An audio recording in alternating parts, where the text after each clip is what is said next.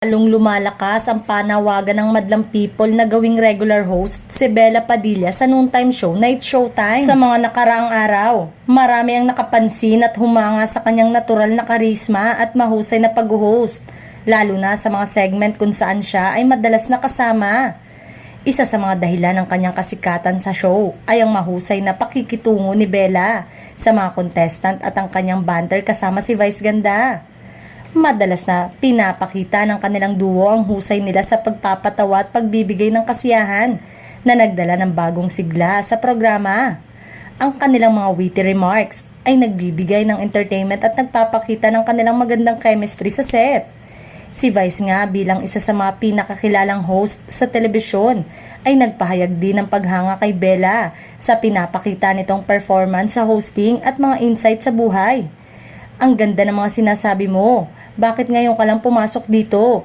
Pagod na rin ako. Ilang buwan ko na rin itong ginagawa, say ni Vice kay Bella. Sa isang episode, binigyang diin ni Vice ang galing ni Bella at ipinapakita ang posibilidad na magkaroon siya ng mas malaking papel sa programa. Ang kanyang positibong komento ay nagbigay ng higit pang interes at suporta mula sa mga tagapanood para kay Bella. Ang kasikatan ni Bella sa It's Showtime ay nagpapakita na siya ay higit pa sa isang guest host.